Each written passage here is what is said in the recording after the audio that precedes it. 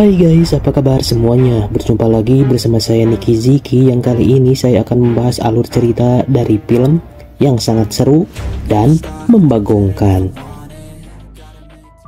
Cerita ini mengisahkan seorang gadis cantik belia bernama Lady Catherine yang baru menikah dengan Alexander Lesser.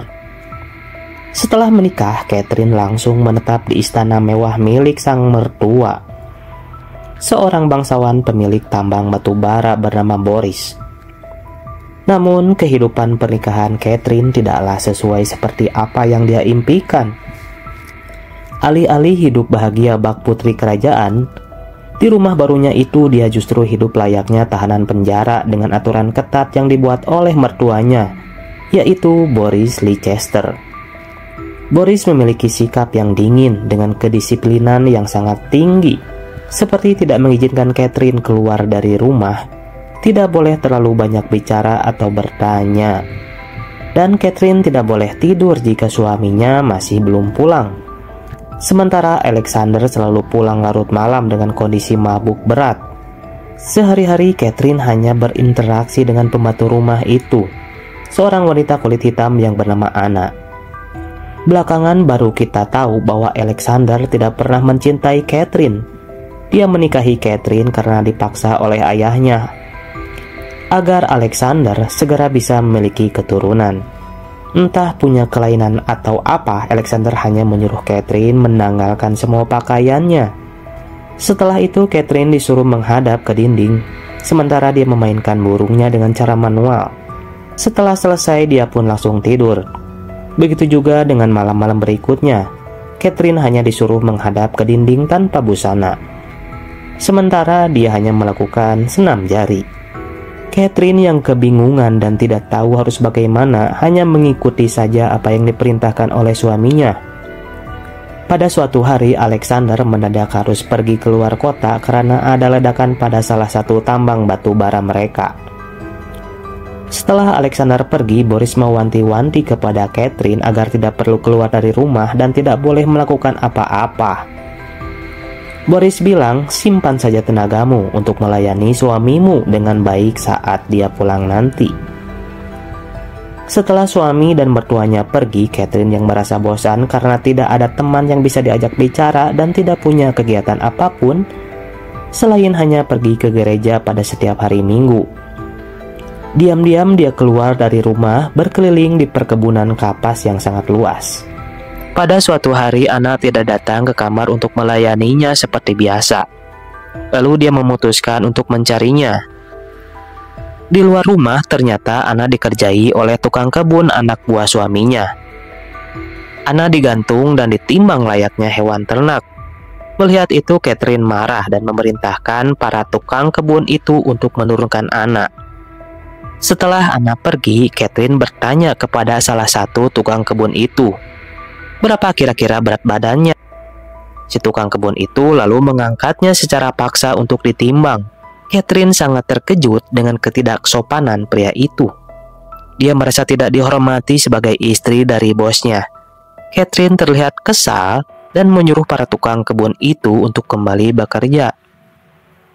Di dalam rumah, Catherine bertanya kepada Anna siapa nama pria itu. Anna bilang kalau dia adalah pekerja baru bernama Bastian.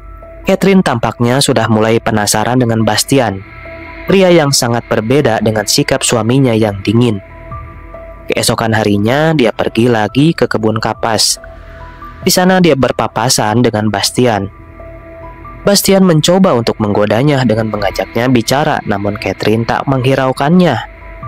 Meskipun niatnya datang ke kebun itu hanya untuk melihat Bastian. Pada malam harinya, setelah selesai mandi, seseorang mengetuk pintu kamarnya. Ternyata itu adalah Bastian. Catherine sudah mencoba melarangnya untuk masuk, tapi Bastian tidak peduli dan tetap saja memaksa untuk bisa masuk. Bastian bilang, apakah kamu tidak merasa kesepian? Lalu secara tiba-tiba, Bastian mencium Catherine. Catherine awalnya menolak. Namun karena sudah lama merasa kesepian, akhirnya dia pun luluh dengan rayuan Bastian. Malam itu mereka berdua pun bercocok tanam untuk pertama kalinya. Singkat cerita, Boris Leicester pun pulang. Dia menanyakan kepada Catherine tentang kabar suaminya. Apakah dia sudah pulang? Tapi Catherine justru malah balik bertanya, "Bukankah kau yang menyembunyikan suamiku?" Boris marah mendengar jawaban tidak sopan Catherine. Catherine sengaja menghabiskan minuman Amer milik Boris, hingga Anna yang dapat getahnya. Sebagai balasan dari Catherine kepada Anna karena dia telah mulai ikut campur akan hubungannya dengan Bastian, Boris mengira kalau Anna lah yang telah meminum semua Amernya. Lalu Boris menghukum Anna dengan menyuruhnya merangkak seperti hewan. Singkat cerita, Anna memberitahu Boris akan hubungan terlarang Catherine dengan Bastian. Boris yang marah besar mencabuk Bastian berkali-kali dan mengurungnya di kandang kuda. Mendengar Bastian yang dikurung, Catherine mencoba untuk membebaskannya, namun kunci kandang itu dipegang oleh Boris. Karena yang namanya cinta itu buta, Catherine meracuni Boris hingga meninggoy. Catherine lalu menyuruh Anna untuk memanggil dokter. Sementara itu dia mengambil kunci dari Boris untuk melepaskan Bastian. Setelah jasad Boris diperiksa, dokter bilang kalau Boris meninggoy karena penyakit lambung yang dideritanya. Anna yang menyaksikan kejadian itu tiba-tiba menjadi bisu karena syok. Mulai hari itu, dia tidak bisa lagi berbicara sepatah apapun. Catherine menyadari kalau suaminya sudah pulang. Ia pun buru-buru membangunkan Bastian dan menyuruhnya bersembunyi. Bastian ketakutan setengah mati, sementara Catherine malah menertawainya. Tidak ada kekhawatiran sama sekali di wajahnya. Dengan kepulangan suaminya itu, saat di kamar Alexander, heran melihat tempat tidur dengan 2 bantal. Dia juga menemukan sebuah sabuk ikat pinggang. Pria Catherine berdalih dan bilang sabuk itu aku temukan di ladang. Sementara bantal itu aku sediakan jika kamu pulang secara mendadak. Lalu Catherine menyiapkan teh untuknya. Saat sedang minum, Alexander bilang kepada Catherine kalau dia sudah tahu tentang hubungan terlarangnya dengan pria lain. Alexander menghina Catherine dengan kata-kata cacian yang membuatnya sangat marah. Singkat cerita, Alexander pun meninggoy dipukul oleh Catherine. Lalu jasad Alexander dikubur di hutan bersama dengan kudanya yang juga tewas ditembak oleh Catherine.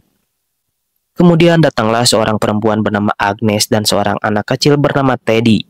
Dia adalah anak dari Alexander hasil hubungan gelapnya dari anaknya Agnes yang telah meninggal. Bastian dan Catherine tidak akan leluasa karena kehadiran mereka di rumah tersebut. Catherine meyakinkan Bastian untuk bersabar sedikit lagi dan berjanji kalau semuanya akan segera selesai. Lalu Catherine kembali ke rumah dan menyuruh agar Agnes beristirahat biar dia yang gantian menjaga Teddy. Lalu menyuruh Bastian untuk masuk. Kemudian Catherine membekap kepala Teddy dengan bantal. Sementara itu Bastian membantu memegang kakinya dan Teddy pun meninggoy. Dokter bilang kalau ada bekas memar di muka Teddy. Kemungkinan seseorang telah sengaja membekapnya. Kepada polisi, Catherine bilang memar yang ada di muka Teddy kemungkinan akibat terjatuh dari air terjun. Nampaknya, polisi sudah percaya dengan semua ucapan Catherine. Namun tiba-tiba Bastian masuk dengan menangis karena menyesal Bastian membuat pengakuan kepada polisi kalau Catherine lah yang telah menewaskan Teddy. Begitu juga dengan Boris dan Alexander, dan dia juga ikut membantunya. Catherine terlihat kecewa dengan Bastian. Dia mematah keras semua tuduhan Bastian dan balik menudingnya bahwa Bastianlah yang telah menewaskan Teddy. Begitu juga dengan Boris yang diracun dari jamur yang dicari sendiri oleh Anna di hutan. Akan tetapi polisi lebih percaya kepada keterangan dari Catherine yang merupakan seorang bangsawan yang tidak mungkin melakukan perbuatan yang tidak terpuji. Kemudian Bastian dan Anna pun dihukum mati. Sementara Catherine tetap tinggal di rumah itu sendirian dalam keadaan kesepian sepanjang hidupnya. Dan cerita pun tamat. Ending yang sangat membagongkan.